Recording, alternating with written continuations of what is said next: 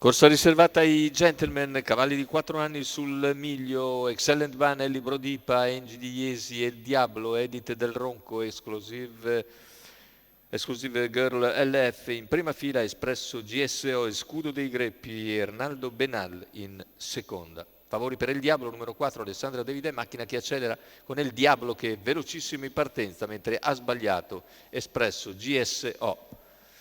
Numero 6, Explosive Girl LF, squalificato. Squalifica per Explosive Numero Girl. 7, Espresso GSO, Intanto squalificato. in seconda posizione c'è Ellie Brodipa davanti a Scudo dei Greppi. Più indietro Excellent Ban che sposta all'esterno. In poche battute Excellent Ban cerca di portarsi su El Diablo.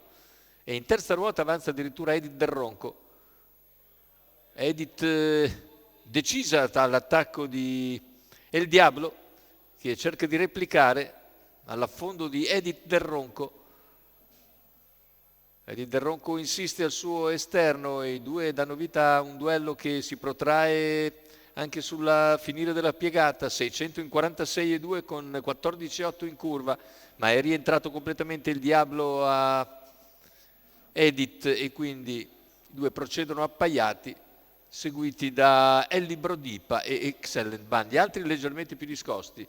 Intanto 1 minuto e 4 decimi per gli 800 iniziali, con al comando El Diablo, all'esterno Edith Del Ronco, seguito da Excellent Ban. Lungo la corda va invece Ellie Brodipa, gli altri cercano di riavvicinarsi, chilometro in 1,15 e mezzo. Terza posizione in corda per il Scudo dei Greppi, 500 scarsi alla conclusione, con El Diablo che accelera nuovamente.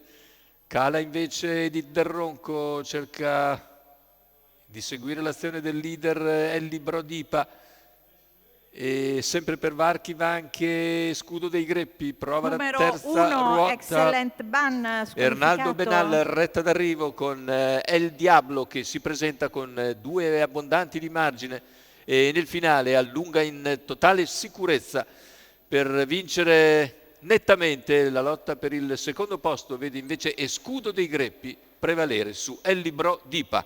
1,15 e 3 il ragguaglio conclusivo, vince il favorito El Diablo.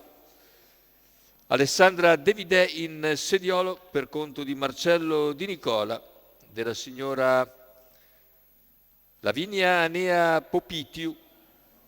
Bel primo piano, vittoria nettissima, stacca in arrivo El Diablo e conferma l'ottimo momento.